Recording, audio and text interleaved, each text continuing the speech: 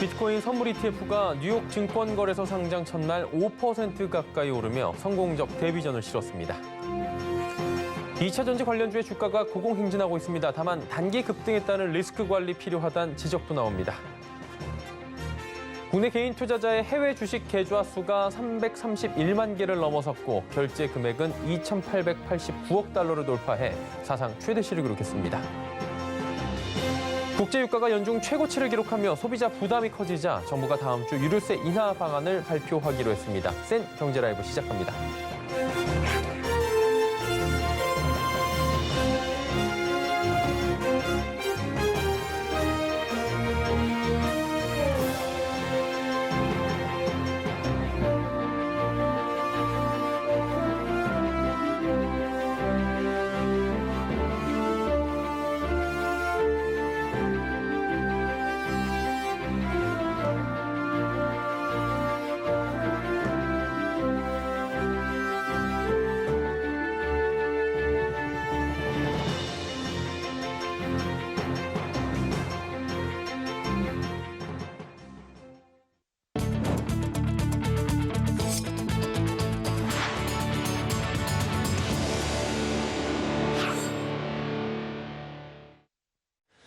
시청자 여러분 안녕하십니까? 센 경제라이브 서정덕입니다.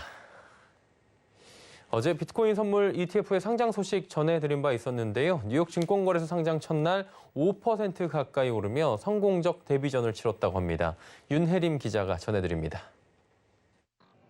어제 뉴욕 증권거래소에 처음으로 비트코인 선물 상장지수 펀드 프로시어스 비트코인 스트래티지 ETF, 비토가 상장했습니다. 비토는 상장가 대비 2.20% 높은 40.88달러의 시초가를 형성한 후 장중 5.38% 급등한 42.15달러까지 올랐습니다. 이후 상승폭이 축소되며 4.85% 오른 41.49달러의 거래를 마쳤습니다. 이날 비토의 1거래량은 2,442만 주로 종가 기준 한화 1조 2천억 원에 달하는 등 뉴욕 증시에서 ETF 거래량 상위 2위를 차지했습니다. 비토의 성공적인 상장 소식에 비트코인 가격도 함께 강세를 보였습니다. 가상화폐 거래소 바이낸스 기준 비트코인은 우리나라 시각 오늘 오전 5시 64,027달러로 거래를 마치며 뉴욕 증시 개장 직후보다 약 2.54% 상승했습니다. 미국 증권거래위원회 SEC가 아직 비트코인 현물 추종 상품을 승인하진 않았지만 암호화폐 가치가 재부각되며 전망에 대한 낙관론도 확대됐습니다.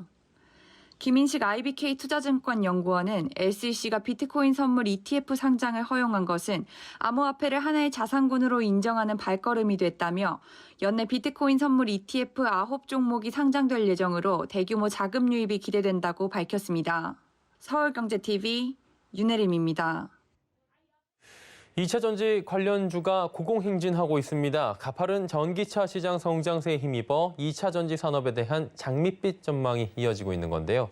하지만 단기 급등에 따른 피로감 등의 리스크 관리는 필요한 시점이라는 지적이 나옵니다. 김혜영 기자입니다. 2차 전지 관련주의 주가가 연일 강세입니다. 소재주 10개 기업의 시총은 연초 36조 원에서 63조 원 가까이 불어났습니다. 1년이 채 안 된 사이 2배 가까이 뛴 겁니다. 연초 18만 원 선이던 에코프로비엠은 45만 원까지 올랐고 LNF도 연초 7만 원대에서 22만 원 선까지 치솟았습니다. 추가적인 주가 상승에 대한 기대감은 여전합니다. 3분기 호실적 전망과 전기차 판매 강세, 소재 수급 부족 등이 지속되고 있기 때문입니다. 특히 원재료 가격 상승을 제품 가격에 반영해 나가는 중이라 소재 업체들의 이익 추정치 상향으로 이어질 것이란 분석입니다. 그러나 단기간에 주가가 급등한 만큼 위험 관리가 필요하다는 조언도 나옵니다. 삼성증권은 국내 2차 전지 소재 기업과 중국 기업 간의 주가 수익 비율이 2배가 넘는다는 부분에 초점을 맞췄습니다. 국내 양극재 업체들은 2022년 주가 수익 비율 추정치가 중국에 비해 2배 높은 수준인 평균 62배에 달합니다. 이에 외국인 투자자들이 저평가된 중국 2차 전지 소재주로 옮겨갈 수 있다는 관측입니다. 장정훈 삼성증권 연구원은 상대적으로 PER이 높은 한국 2차 전지 소재주를 매도하고 저평가된 중국 업체를 매수할 수 있는 유인이 될 수 있는 만큼 단기 수급에 영향을 미칠 가능성이 높아 리스크 관리가 필요한 시점이라고 조언했습니다. 서울경제TV 김혜영입니다. 하반기 기업 공개 시장 최대어로 꼽히는 카카오페이 기관 투자자 수요 예측에 돌입했습니다. 공모가 고평가 논란과 규제 이슈를 딛고 미뤄졌던 상장 일정이 재개된 건데요. 카카오페이의 기관 수요 예측은 오늘부터 이틀 동안 진행되고 희망 공모가는 6만 원에서 9만 원 사이입니다. 공모 금액은 최소 1조 200억 원부터 1조 5,300억 원입니다. 이를 기반으로 산출한 카카오페이 예상 시가총액은 7조 8천억 원에서 최대 11조 7천억 원에 이릅니다. 카카오페이는 공모가 확정 뒤 이달 25일부터 26일 양일간 일반 청약을 받은 뒤 다음 달 3일 코스피 시장에 상장할 예정입니다. 국내 개인 투자자의 해외 주식 계좌 수가 331만 개를 넘어섰고 올해 해외 주식 결제 금액은 2,889억 달러를 돌파하며 사상 최대치를 기록했습니다. 금융감독원 자료에 따르면 올 6월 말 기준 개인 투자자의 해외 주식 계좌 수는 331만 980여 개로 작년보다 74%나 급증했습니다. 이에 올해 해외 주식 결제액도 9월 말 기준 2,889억 9,600만 달러로 작년 전체 결제액보다 이미 45%가량 늘어난 상황입니다.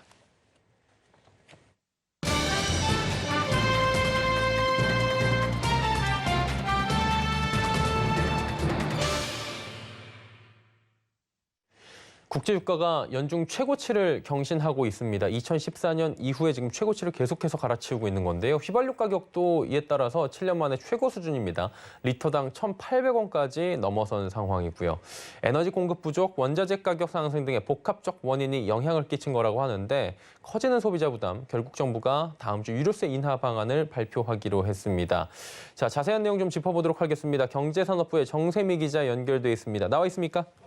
네, 안녕하세요. 예, 국제유가 불 붙었다는 얘기들 요즘에 많이 나옵니다. 최근에 꾸준하게 계속 오르고요. 82달러 위까지 올라왔는데 이러다가 연내 100달러 돌파한다 이런 얘기도 나오고 있습니다. 원인은 어디서 찾아봐야 될까요? 네, 현지 시간으로 19일 뉴욕 상업거래소에서 12월물 WTI는 배럴당 82.44달러의 거래를 마쳤습니다. 세 달 전인 8월 20일과 비교하면 배럴당 62.14달러에서 30% 이상 급등한 건데요. 국제유가 기준물인 브렌트유와 우리나라 주 수입 유종인 두바이유도 배럴당 80달러 이상을 기록 중입니다. 그 결과 국제유가는 7년 만에 최고치인데요. 특히 이번 겨울이 예년보다 추울 것으로 전망되며 기름값이 북해산 브렌트유 기준 배럴당 100달러, 우리 돈으로 약 12만 원을 돌파할 것이라는 관측도 있습니다. 이러한 가격 상승의 이유는 복합적입니다. 산유국들의 증산 억제와 일부 원유 생산 설비 가동 차질 여파로 공급이 부족해진 건데요. 먼저 허리케인의 피해를 입은 멕시코만 원유 생산 시설 복구가 지연되고 있습니다. 여기에 나이지리아와 카자흐스탄 등에서 원유 생산 차질이 빚어진 것도 관련이 있는데요. 또 오펙은 이달 초 장관급 회의에서 기존에 합의한 증산 규모를 일평균 40만 배럴로 유지했는데요. 당초 코로나19에 따른 경기 불확실성을 고려한 결정이지만 결과적으로 원유 공급을 더 빠듯하게 만든 겁니다. 앞으로 미국의 전략 비축유 방출과 셰일오일 증산 등의 변수도 남아 있습니다. 기후적인 문제도 있습니다. 적조 지역의 저수온 현상과 북극의 찬 공기가 하강하는 등의 이유로 이번 북반구의 겨울이 예년보다 추울 것으로 보이는데요. 실제로 국내에서도 서울 기준 2004년 이후 17년 만에 10월 한파특보가 발령되기도 했습니다. 이에 국제에너지기구는 겨울철 난방 수요 증가 등을 고려해 올해 세계 석유 수요 전망을 일평균 17만 배럴로 올려잡았습니다. 이렇게 겨울철 난방용 석유 수요가 평소보다 늘어나며 유가 상승으로 이어질 수 있다는 겁니다. 네, 국내 기름값 상당히 많이 올랐다는 건 이미 알고 계신 분들이 많을 것 같아요. 이 주유 하려가 보면 1,700원, 1,800원대 이렇게 보는 건 참 오랜만에 지금 있는 일인 것 같은데 국내 상승폭이 더 크게 느껴지거든요. 이유가 어디 있습니까? 네, 한국석유공사 유가정보서비스 오피넷에 따르면 서울 평균 휘발유값은 1,800원을 넘겼습니다. 이미 리터당 2,500원을 넘는 주유소들도 나오고 있는데요. 중구 서남 주유소가 2,577원, 용산구 서계 주유소가 2,533원으로 집계됐습니다. 전국 평균 휘발유 가격도 1,724.7원까지 올랐습니다. 지난주인 10월 둘째 주 휘발유 가격은 직전주 대비 평균 28원 오른 리터당 1,687.2원이었습니다. 지난 14일부터 전국 평균 1,700원을 넘어섰는데 휘발유 가격이 1,700원을 넘긴 건 2014년 말 이후 7년 만입니다. 문제는 상승폭도 더 커지고 있다는 점입니다. 지난 9월 말부터 상승한 휘발유 가격은 9월 마지막 주 0.8원에서 10월 첫째 주 1.9원으로 커졌다가 10월 둘째 주 28.3원까지 높아졌습니다. 전국 휘발유 가격이 최고가를 기록했던 시기는 2012년이었습니다. 당시 리터당 2,000원을 넘었는데요. 국제유가 급등 영향으로 8월부터 10월 석 달간 리터당 2,000원을 상회했습니다. 이번에는 국제유가 상승과 함께 환율 상승이 겹치며 국내 소비자에게 큰 부담으로 작용하고 있습니다. 여기에 겨울철을 앞두고 있어 생활 물가의 동반 상승을 야기할 수 있다는 우려도 있습니다. 여기서 문제는 유가가 더 오를 가능성도 배제할 수 없다는 점인 것 같습니다. 다시 물가에 이게 반영이 되면서 전체적으로 인플레이션 만들고 경기에 타격을 줄 수 있는 건데요. 국제유가 상승을 바라보고 있는 지금 업계의 시각도 엇갈릴 것 같은데 어떻습니까? 네, 사실 유가 상승은 기본적으로 산업계에 부담이 되는 요인입니다. 석유를 원료로 쓰는 업종들과 함께 에너지와 물류 비용 상승으로 이어지기 때문에 대부분 산업에 영향을 줄 수밖에 없는데요. 다만 정유업계는 실적 상승에 대한 기대감을 보이고 있습니다. 정유사들이 원유를 도입한 뒤 판매하기까지 한 달 이상의 시차가 있는데 이 기간 유가가 상승하면 비축된 원유 가치가 높아지기 때문입니다. 실제로 SK이노베이션과 S-오일, GS칼텍스, 현대오일뱅크 등 정유사사는 올해 유가 강세에 힘입어 호실적을 거둘 것으로 보입니다. 업계에 따르면 정유사사 합산 연간 영업이익은 6조를 넘길 전망입니다. 조선업계도 긍정적입니다. 해양 플랜트 발주 기대감을 높이고 있는데요. 저유가로 해양 플랜트 발주가 중단됐지만 유가 상승 기조가 이어진다면 향후 발주량이 많아질 수 있기 때문입니다. 반면 항공업계는 유가 상승이 직격탄입니다. 항공사 전체 비용 가운데 유류비의 비중은 20%에 달하는데요. 유가가 1달러만 상승해도 수백억 원의 추가 비용 부담이 생기는 겁니다. 실제로 최근 국제선 항공권에 부과되는 유류 할증료도 크게 올랐습니다. 항공업계에 따르면 다음 달 국제선 유류 할증료는 전달보다 3계단 상승한 6단계가 적용됩니다. 그 결과 편도 기준 거리 비례별로 1,800원에서 84,000원이 부과되는데요. 4,800원부터 시작한 10월과 비교하면 120% 이상 오른 겁니다. 국내선 유류 할증료도 오릅니다. 이달 3,300원에서 다음 달 5,500원으로 인상되는데요. 유류 할증료가 인상되면 고객이 부담하는 항공운임 총액도 오를 수밖에 없어 업황 회복을 기대하고 있던 항공업계로선 난감한 상황입니다. 예, 상황이 이렇게 흘러가니까 소비자들의 유류세 인하 요구 목소리가 점차 커졌고요. 오늘 정부에서도 이와 관련된 입장이 좀 나왔죠? 네, 유류세는 탄력세 체계입니다. 때문에 30% 안으로는 국회를 거치지 않고 정부 시행령 개정만으로 세율을 내릴 수 있는데요. 그간 기획재정부는 유류세 인하에 대해 검토하지 않고 있다며 신중한 입장을 보였습니다. 앞서 기재부는 2018년과 2019년 두 차례에 걸쳐 유류세 인하를 단행한 바 있는데요. 당시 국제유가가 배럴당 70달러를 넘어서며 총 10달간 15%와 7%씩 유류세 인하를 추진했습니다. 이로 인해 보통 휘발유 가격이 평균 97.14원 낮아진 것으로 조사됐습니다. 이번 인하는 3년 만에 추진되는데요. 홍남기 경제부총리 겸 기획재정부 장관은 오늘 오전 국회 기획재정위원회 국정감사에서 유류세 인하 방안에 대해 내부적으로 검토를 하고 있다며 다음 주 중 세부 방안을 발표하겠다고 말했습니다. 홍 부총리는 국제유가가 2018년 10월 이래 가장 높은 수준이라며 현재 높은 수준의 유가가 금방 떨어지지는 않을 것으로 보고 있다고 답했습니다. 이어 국제유가의 상승에 따라 국내 휘발유 가격도 오르고 물가 상승 압박도 있는 만큼 선제적 대비 차원에서 유류세 인하를 내부 검토하고 있다는 겁니다. 방식은 2018년 당시처럼 리터당 세금을 인하해주는 방식을 검토하고 있는 것으로 알려졌는데요. 이외에 유류세 인하 효과를 극대화하기 위해 정책 시행 시기를 고민하고 있다는 입장입니다. 또한 정부의 탄소 중립 정책 방향에 맞춰 유종인하 지원 대상 등 선별 방안도 충분히 살펴볼 것으로 보이는데요. 다만 저소득층에만 지원하는 유가 환급 방식은 고려하지 않기로 했습니다. 유가 환급을 주기 위해선 대상을 가려내는 작업과 함께 새롭게 예산을 투입해야 하는 문제가 있고 추가 경정 예산안 편성이 필요해 즉각적으로 효과를 내기 어렵기 때문입니다. 예, 이게 중요한 게 기름값이 언제까지 그리고 어디까지 올라갈지잖아요. 유가 언제쯤 좀 안정될 것으로 시장에서 보고 있습니까? 네, 한동안은 상승세를 유지할 가능성이 높습니다. 원유 생산이 상대적으로 줄어든 상황이 유지돼 국제 유가는 상승 압력을 받고 있기 때문인데요. 여기에 중국 등 북반구의 겨울이 다가옴에 따라 에너지 공급 부족이 계속되는 데다 아시아 지역 석탄과 천연가스 가격 상승도 이어지고 있습니다. 또한 러시아의 유럽 지역에 대한 천연가스 공급도 차질이 생긴 것으로 알려졌습니다. 실제로 세계 주요 전망기관들은 국제 에너지 가격 상승세가 내년 2월까지는 계속될 것이라고 보고 있는데요. 이 시기 전력 난방 등 에너지 수요가 높기 때문입니다. 국제에너지기구가 최근 발간한 보고서에 따르면 올해와 내년 하루 평균 석유 수요 전망치는 각각 9,630만 배럴과 9,960만 배럴입니다. 이는 전월 전망치보다 각각 17만 배럴 그리고 21만 배럴씩 높아진 수치입니다. 일각에선 2014년 이후 7년 만에 처음으로 $100를 돌파할 것이라는 전망도 내놨습니다. 뱅크 오브 아메리카는 최근 북반구의 겨울 한파가 예상보다 강할 경우 브렌트유가 배럴당 $100까지 치솟을 것이라고 분석했고요.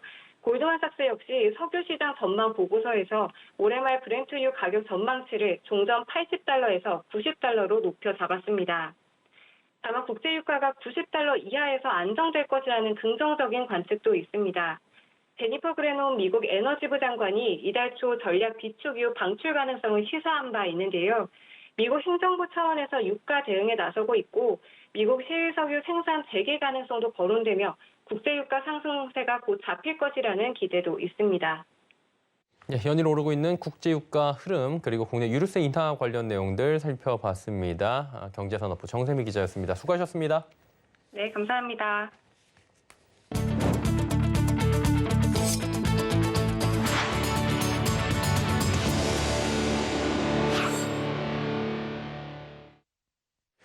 홍남기 부총리 겸 기획재정부 장관이 매출이 크게 늘어난 소상공인에 대해선 지원금을 정산, 환수하는 조치를 할 것이라고 밝혔습니다. 홍 부총리는 오늘 국회 기획재정위원회 국정감사에서 국민의힘 추경호 의원이 소상공인 지원금 집행 실태를 보면 어려운 사람이 못 받는 경우가 많고 오히려 매출이 많이 늘어난 사람이 받는 현상이 있다며 집행 점검이 소홀하다고 지적하자 이같이 답변했습니다. 홍 부총리는 소상공인 새희망 자금이나 버팀목 자금은 매출이 감소한 업자만이 대상인데 신청 당시 일일이 매출 감소를 다 확인할 수 없어 선 지급하고 후 정산하겠다는 원칙을 뒀다며 매출이 증가한 소상공인이라면 사후 정산하고 환수하는 게 정상이라고 설명했습니다.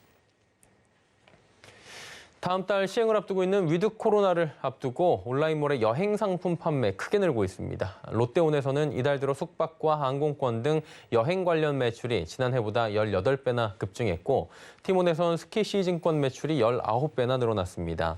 G마켓과 옥션에서도 지난달 국제선 항공권 매출이 69% 증가했습니다. 여행 상품 인기의 온라인몰들은 수요 선점을 위한 상품을 속속 내놓고 있습니다. 롯데온은 야놀자와 숙박, 레저 상품 판매에 나서고 G마켓과 옥션은 해외여행 상시 기획전을 실시합니다. 대한항공이 코로나19 사태로 중단한 하와이 노선 운항을 재개합니다. 대한항공은 다음 달 3일부터 인천 호놀룰루 노선을 주 3회 운항한다고 밝혔습니다. 코로나19로 인해 지난해 4월 3일부터 운항을 중단한 지 약 19개월 만입니다. 이번에 재개하는 하와이 노선은 매주 수요일과 금요일, 일요일 오후 8시 35분 인천공항을 출발해 하와이 호놀룰루 공항에 현지 시간 당일 오전 10시에 도착하는 일정입니다.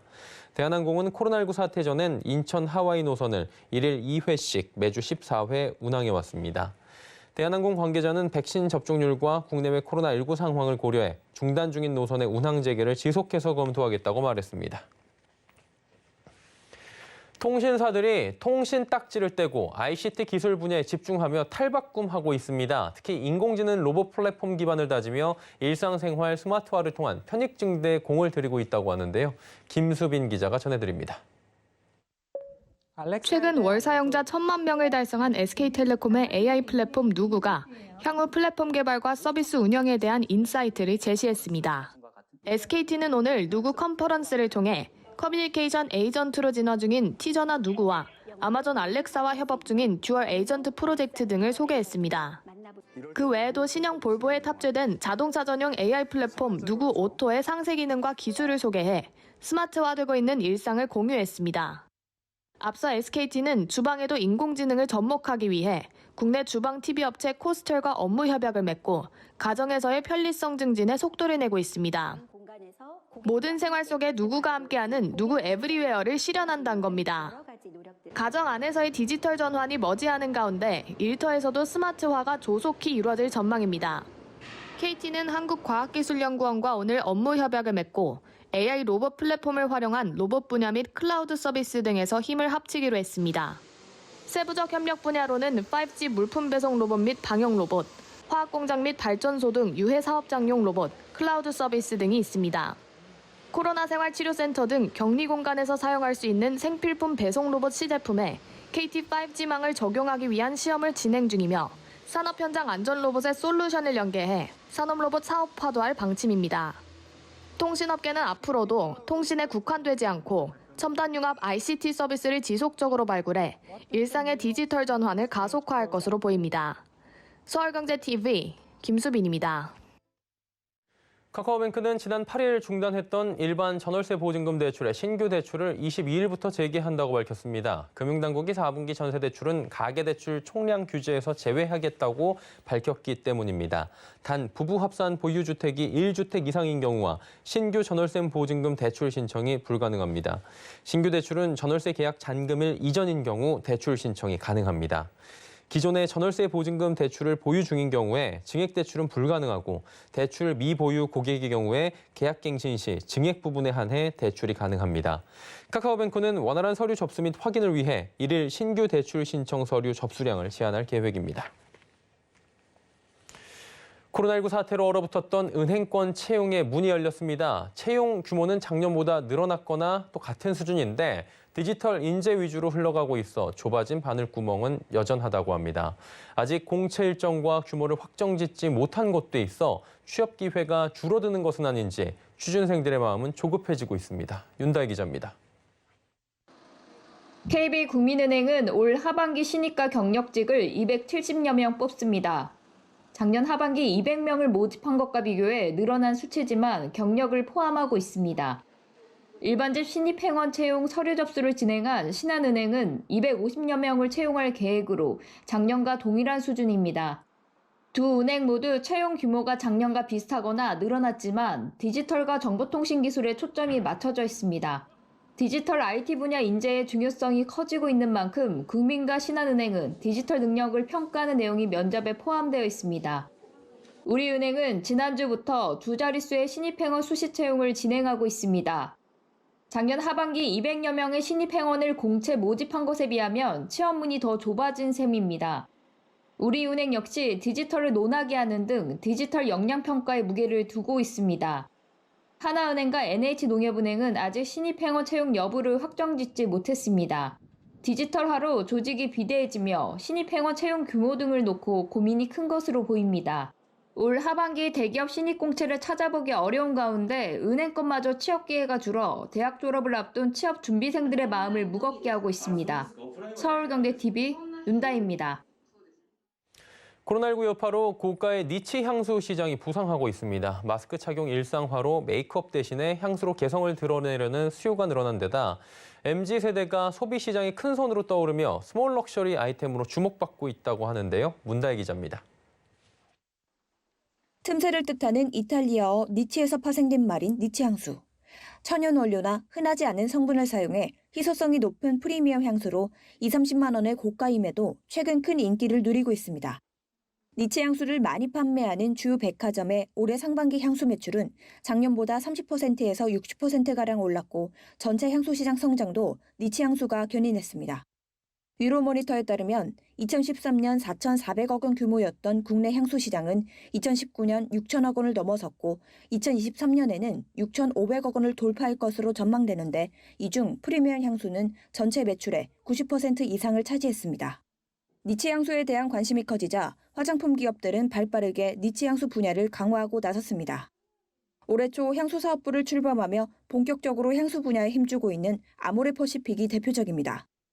최근 아모레퍼시픽은 프랑스 고가 향수 브랜드 구탈파리의 브랜드 탄생 40주년을 기념해 브랜드 헤리티지를 담은 한정판 에디션을 내놨습니다. 브랜드 초창기 향수병 디자인에 국내에서 흔히 볼 수 없는 향을 더해 희소성에 열광하는 소비자들을 겨냥했습니다. 코로나로 인해서 예상치 못하게 오프라인 시향 금지 조치가 길어지면서 저희는 이를 대응하기 위해서 온라인에서만의 독특한 시향 경험과 새로운 브랜드 경험을 제공하고 있습니다. 디지털은 고성장하고 있으며 매출도 초과 달성을 하고 있습니다. 신세계 인터내셔널도 마찬가지.